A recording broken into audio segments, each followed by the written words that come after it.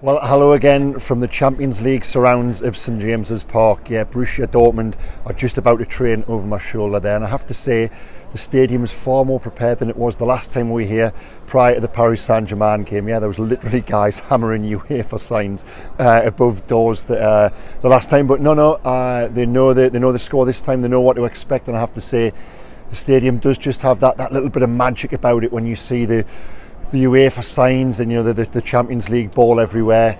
And bearing in mind what played out the last time against Paris Saint-Germain, there is that sense of anticipation. This time we've just been downstairs talking to Eddie Howe and Sean Longstaff. A lot to come from that in terms of news. One big fitness update as well. But before then, before we talk about Dortmund tomorrow night, let's revisit last night, and that was when the King met the Prince. Yes, I was there down at the Tyne Theatre on Westcott Road for an audience with Kevin Keegan and Eddie Howe. I have to say, credit to my friend Pete Graves, who put on the night a wonderful evening to bring those two together in person for the first time. It was quite something for everyone who was there, and I've written about it in tomorrow's Daily Mail. It's available on Mail Online now. I'll put the links in the description below. And yeah, it really was. It felt like the unveiling of the succession plan, the heir to the throne meeting King Kev. And when Eddie came on stage, they embraced with a hug, and the first thing he said was, I quoting Eddie, "I just had to come and meet King Kev." I got the impression if he wasn't on stage, he might have bought a ticket. He might have bought a ticket in the audience, and he's someone he's always spoken so warmly about. And you know what I think of Eddie Howe. I just think and I was there with a couple of friends as well, and we all agreed, and we went for a beer afterwards.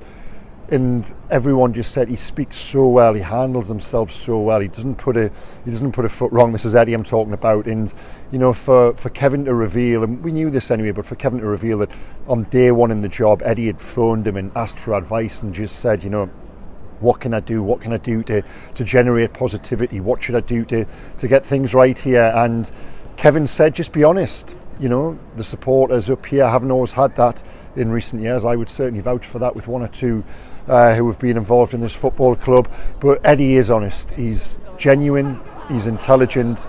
He tells the truth apart from when it comes to fitness updates. That fitness update I've just promised you for later. Well, yeah, there might not be a great deal of truth in that. But no, all the things I've just listed there is what Eddie Howe is. And Kevin Keegan recognises that.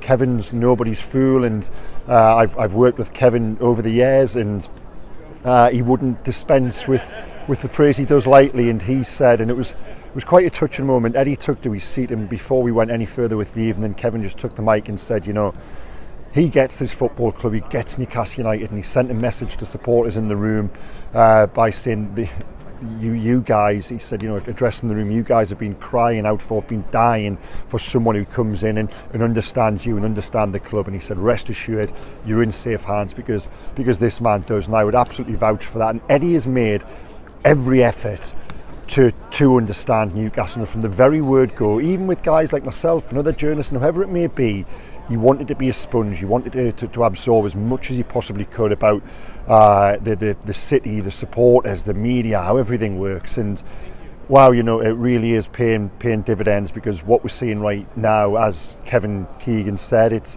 exciting. It's exciting for him to watch as a supporter down in Manchester. Quite a nice tale. He said he was watching the Sheffield United game, and he said to his wife Jean, he said, "Wow, Jean, look at this, the 3-0 up." And Jean took a closer look at the scoreline in the top left-hand corner on Sky there, and she said, "No, Kevin, that's an 8." And there was lots of humorous moments like that. Kevin is, his charisma personified. I'm lucky enough to have sat next to him on aeroplanes and, in my role as a journalist, and spent time with him. And he is, they say never meet your heroes. Well, when you meet Kevin Keegan, you're never disappointed. Honestly, trust me. And other little moments of humour at one point. Eddie was saying, "This has nothing to do with me. It's all about the players, the team." And a supporter shouted out, "Well, Eddie, there would be no team if it wasn't for you. You're the man. You created this." To which Kevin said, "Eddie, it's good that you've got your agent at the back of the room there." So there was that spark between them. And speaking to Eddie downstairs, the word he come back to, he said, it was humour. Kevin was relaxed. He seemed in a good place in his life. And he extended that invite to him. He said, we want you to come back here. Kevin hasn't been here since he left the club as manager second time around in 2008. Now, Kevin gave an answer you would probably expect. He said he didn't want to infringe on things, and while you guys are winning, he's best off staying away. He said, when you've wrapped up the Premier League with one game to go, maybe then I'll come back. I don't want to jinx anything. But he said, and this was almost towards the end of the night, and honestly, Kevin filled up. We were sat only 5 or 6 rows back, and you could see he was full, and he said, it's your turn now, I've had my turn, and if you have half as much fun as I did, wow. Those were his very words, and that was when the curtain came down. That was when the night finished. And as he did that, as Kevin does, anyone who's been with him before, he does that thing where he'll put his hand on your face. I've had that once or twice myself down the years, and it makes you feel, $1 million and 10 feet tall. And Eddie got that last night. He got the Keegan hand on his shoulder. On his shoulder, by the way, Eddie was wearing a suit. It was nice to see him out of his second skin, which is the Newcastle tracksuit. And he was looking very smart indeed himself. He dressed up for the occasion, and it was just such a nice way to end what felt a really special night. And I think we all hope, myself as a journalist, you guys, watchers of this channel, supporters, what a day it would be to have Kevin back here. Out there on the pitch, taking the acclaim he deserves. He hasn't got a statue, he deserves a statue. When he came into this football club, and I've said this before, it wasn't just a football club he affected, he was an atomic bomb of charisma over an entire city. He shaped he shaped a culture, he shaped an explosion of the bar scene, the social scene. A lot of that owed to the momentum and what we had with the entertainers. So and there's the Dortmund boys just out on the bandstand talking about Kevin Keegan. Dortmund have just emerged there over my shoulder. So a brilliant night, thoroughly enjoyable. And like I said, we will have hopefully Keegan back here one day. Now, what's just emerged from Eddie's press conference downstairs? Well, the big injury news I promised you is that Joe Willock is back in full training now. And when Sean Longstaff was asked about the impending ban of Sandro Tonali and how they're going, a little bit more on that shortly, and how they're going to cope with that, he said the big one for me, Sean said, it's Willock coming back. He said, I could sit here and talk to you all day about how good he is. Now, to get that excitement from a teammate, I think speaks volumes. Willock, I think Willock is massively improved. He was someone who came in, he had the brilliant goal run under Steve Bruce. I then thought he went off the boil massively, honestly, Sean said there he's got this ability to drift. Well, I thought he was drifting in a negative way in the latter part of Steve Bruce. Now he actually uses that ghost-like quality to true effectiveness. And like every player under Eddie Howe, the improvement is massive. It's there to see. And to have Willock coming back into the team now, fingers crossed he does stay fit and healthy, because he broke down the last time he was near in fitness. I think that's huge, and it will absorb the impending loss of Sandro Tonali. What do we know there on Tonali? Well, the word from Italy is, and I hope this video isn't dated by the time you watch it, the word from Italy is that the news will come before tomorrow's game against Dortmund. I said this the other night, there's a feeling that UEFA don't want him to play in their competition, knowing perhaps what they've already been informed of. Now, if the ban isn't ratified in Italy and it's then made a worldwide ban from all sport and activity, Sandro Tonali will be free here to play tomorrow night, and Eddie Howe said he will do.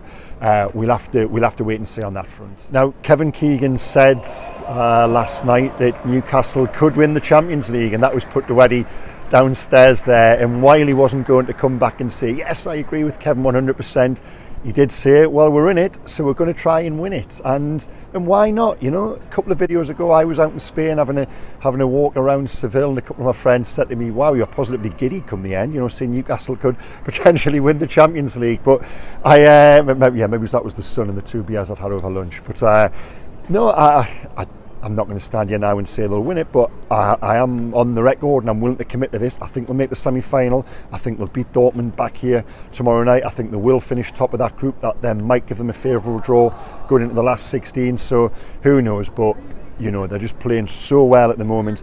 Can they cope with the loss of Tonali? That was the question asked of Sean Longstaff downstairs when he spoke a lot about Joe Willock and Joe Linton coming back in.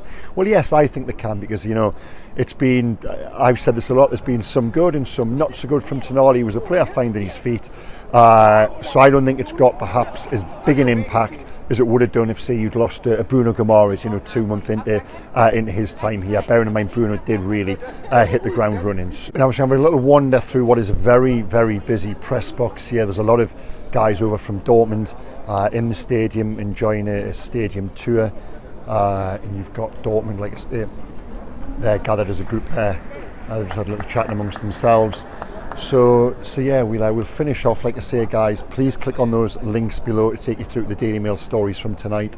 Please, as always, hit like and subscribe, and I'll be back here tomorrow night for, like I say, what I think will be another Newcastle United victory. I've just got that much confidence in where they're at the moment. But either way, promises to be another massively special night under the lights. Okay, guys, take care. Thank you again for watching. See you soon. Bye bye.